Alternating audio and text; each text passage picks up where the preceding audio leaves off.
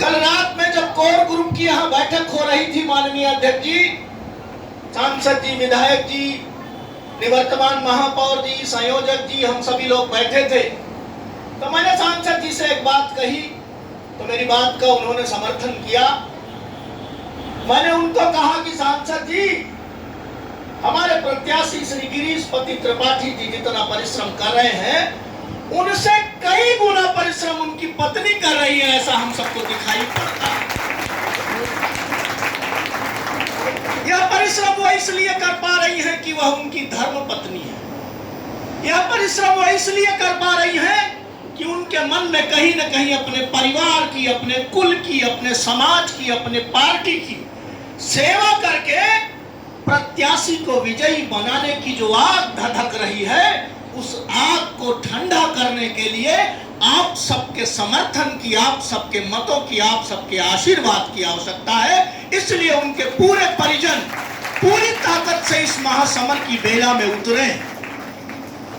मुझे ऐसा लगता है कि भारतीय जनता पार्टी का जो निशान है, जिस निशान के बलबूते हम सब चुनाव मैदान में जाते हैं और वोट मांगने का काम करते हैं, वह कमल का निशान है।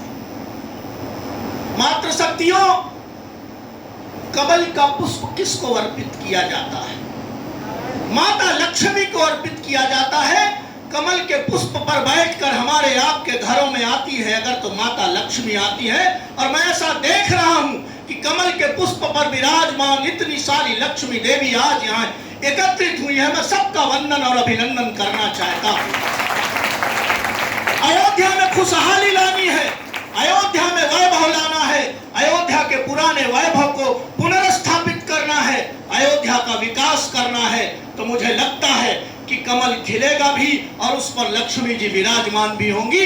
और निश्चित रूप से यह ईश्वरीय संयोग है कि पार्टी ने अपना प्रत्याशी जिसको बनाया है, उनकी धर्म पत्नी का भी नाम लक्ष्मी।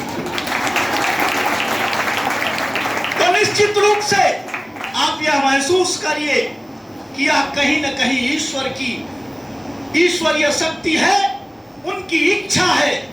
वैसे तो मुझे लगता है दर्जन भर से ज्यादा लोग इस अयोध्या की सेवा करना चाहते थे, लेकिन पार्टी ने जिसको सेवा का अवसर दिया है, उसकी पत्नी स्वयं लक्ष्मी है। और आज इस मातृशक्ति के सम्मेलन में मैं उनको अभी अभिनंदन करना चाहता हूं, वंदन करना चाहता हूं कि हो सकता है, और यह हो ही नहीं सकता, निश्चित रूप से पुरुष का भाग्य स्त्री के भाग्य से सम्मिलित होकर आगे बढ़ता है।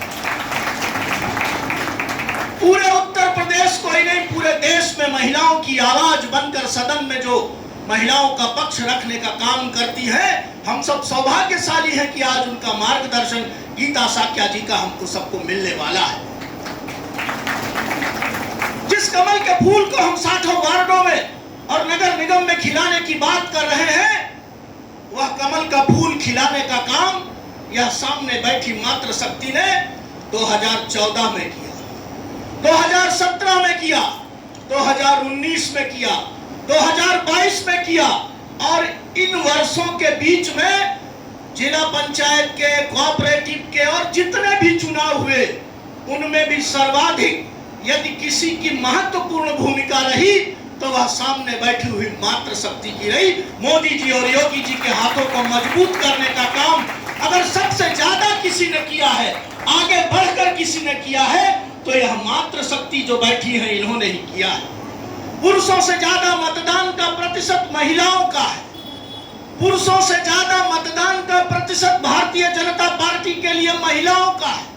दुनिया की आधी आबादी को भी प्रतिनिधित्व करने वाली हमारी यह मातृशक्ति अयोध्या में भगवान श्री राम के दिव्य और भव्य मंदिर निर्माण में भी आपकी महत्वपूर्ण भूमिका है। यह राम का मंदिर नहीं है, यह सीताराम का मंदिर है। इसलिए मैं आप सबसे यह निवेदन करना चाहता हूं।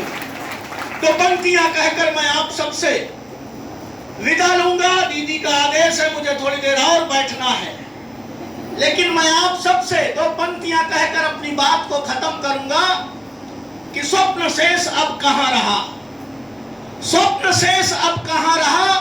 श्री राम विराजित भवनों में जीवन अर्पण श्री राम हेतु, मतदान राम के चरणों में, मतदान राम के चरणों में। ऐसा निवेदन करते हुए 60 वार्डों में कमल की माला बनाइए और एक मंका गिरीशपति त्रिपाठी जी के नाम का लगाइए और श्री राम लला के चरणों में अर्पित करिए। ऐसा निवेदन और आह्वान अपनी मातृशक्ति से करते हुए, सबके चरणों में प्रणाम करते हुए, सबका अभिनंदन करते हुए, अध्यक्ष जी का नमन करते हुए अपनी वाणी को देता हूं विराम। बोलिए जय जय श्री राम। जय जय श्री राम।